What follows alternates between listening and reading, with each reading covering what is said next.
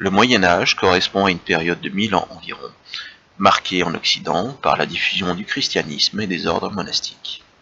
La constitution de royaume s'appuie sur un système féodal, une société hiérarchisée avec à son sommet le roi et les grands seigneurs, puis leurs vassaux, nobles ou chevaliers, protégeant le peuple et les paysans qui leur fournissent les moyens de subsister et de s'équiper.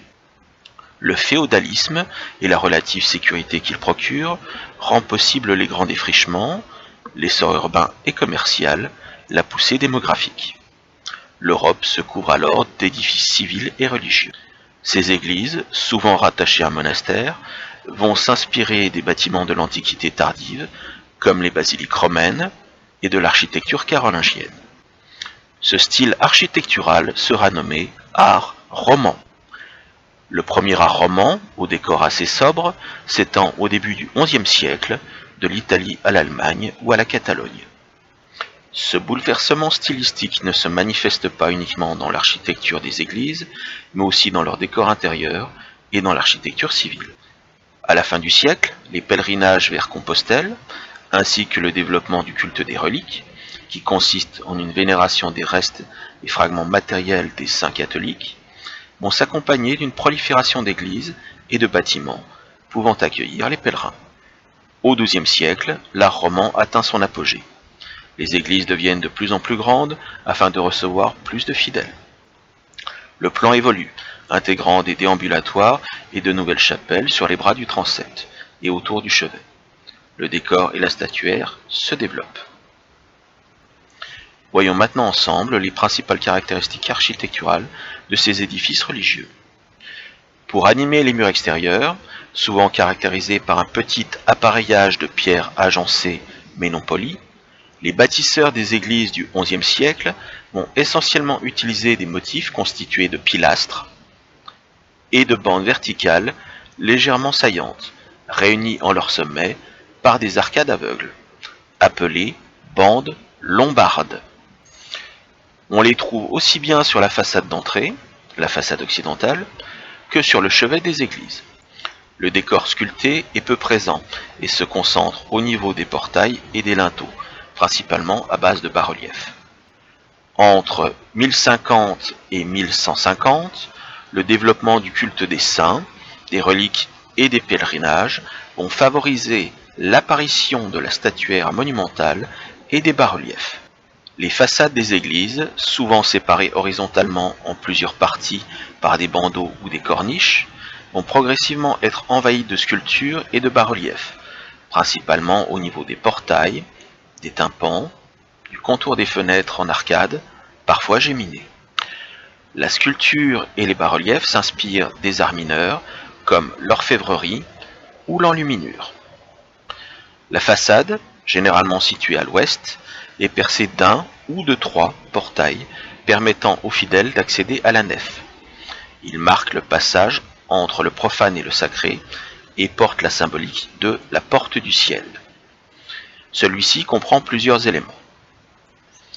Une dalle en demi-cercle surmontant le portail, appelée tympan. Très simple sur les premiers édifices romans, cet élément devient de plus en plus décoré, à la fois pour embellir la façade et participer à l'instruction religieuse en reprenant des scènes de livres liturgiques comme le Christ en majesté, les symboles des 4 évangélistes, l'Apocalypse et le jugement dernier. Sous le tympan, le linteau, rectangle de pierre horizontale, appuyé sur les pieds droits destinés à supporter le tympan, est très souvent lui aussi sculpté. Les pieds droits forment les parties verticales du portail, à droite et à gauche de l'ouverture. Ils peuvent être simples ou formés d'un ébrasement. C'est étagé en profondeur et sont formés de plusieurs colonnes ou de statues-colonnes. Séparant le portail en deux lorsqu'il est important, le trumeau, ou pilier central, sert à supporter le linteau et à le soulager. Il peut lui aussi être décoré ou porter une sculpture. Entourant le tympan et s'appuyant sur les pieds droits, les voussures sont formées d'arcs concentriques, en retrait les uns par rapport aux autres, l'ensemble des voussures étant surmonté par un arc, l'archivolte. Bien qu'il existe une multitude de plans et de dispositifs différents, ils doivent tous répondre à l'exigence d'accueil à la fois des fidèles, du clergé pratiquant l'office, et pour les églises les plus grandes, à la foule des pèlerins. La plupart du temps, ils se composent d'une nef centrale et de bas-côtés, s'inspirant du plan des basiliques romaines, bâtiments civils, permettant d'accueillir une foule importante. Ce plan basilical est dit en croix latine, quand la nef est complétée par un transept, perpendiculaire à celle-ci, et prolongé par un chœur en abside. Autour de celui-ci peut être mis en place un déambulatoire, permettant d'accéder à des chapelles orientées sur les bras du transept ou rayonnantes autour du chœur. L'ensemble, chœur, chapelle et parfois déambulatoire, est appelé le chevet. La nef et les bas-côtés se composent de plusieurs travées, définies par les 4 supports, les piliers, qui vont reprendre les arcs et les efforts de la voûte, couvrant ceux-ci. Il existe différents types de voûtes romanes. Une des plus utilisées est la voûte en berceau en plein cintre. On appelle arc en plein cintre un arc en demi-cercle, et une voûte en berceau ou voûte en plein cintre, une voûte qui a la forme d'un demi-cercle. Les voûtes en plein cintre viennent couvrir les nefs des églises. Les voûtes en demi-berceau viennent couvrir les tribunes, qui sont des galeries placées au-dessus des bas-côtés, qui, eux, sont couverts de voûtes d'arêtes. Dans l'abside principale du chœur, venait se placer le clergé pour les offices, l'autel étant placé entre le chœur et les fidèles. Dans celle-ci, et les chapelles du chevet, on trouve la voûte en cul de four, qui a la forme d'un quart de sphère. Symboliquement, cette voûte du chœur représentait le monde céleste. C'est pourquoi elle était très souvent décorée de peintures murales.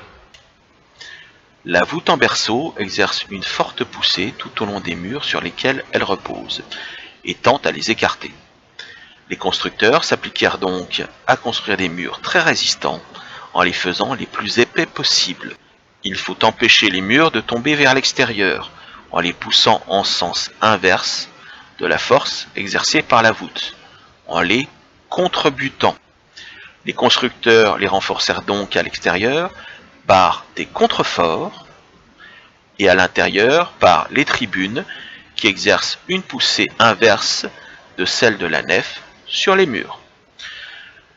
Les fenêtres sont rares et étroites. La lumière arrive dans la nef, le plus souvent de manière indirecte, à travers les bas-côtés ou les tribunes. Le décor intérieur des églises romanes repose essentiellement sur la sculpture des chapiteaux, des piliers et colonnes dans la nef et les bas-côtés, et sur la peinture de tous les éléments architecturaux, piliers, chapiteaux, sculptures, portails, voûtes et murs. Le chapiteau roman est différent des chapiteaux antiques, même si parfois il s'en inspire. Il peut être de diverses formes. Géométrique, en tronc de pyramide renversé ou cube. Stylisé, s'inspirant du chapiteau corinthien antique. Historié, il figure alors des personnages et raconte des scènes de la Bible. À bestiaire, décrivant des animaux fantastiques et représentant souvent le monde des enfers. Aussi bien à l'extérieur qu'à l'intérieur des églises romanes, la couleur était très présente. La peinture sur les murs, les voûtes et chapelles illustre les scènes de la Bible. Elles sont souvent séparées par des bandes composées de motifs géométriques ou fleuraux. Formant des cases, elles permettent ainsi d'enseigner les textes religieux à la majorité des fidèles ne sachant pas lire. Dans une moindre mesure, les vitraux polychromes, déjà présents au Xe siècle, ont la même fonction. Cependant, le faible nombre des fenêtres et leur taille réduite ne leur permettra pas, dans l'architecture romane, d'avoir l'importance qu'ils vont prendre à la fin du XIIe siècle avec l'architecture gothique.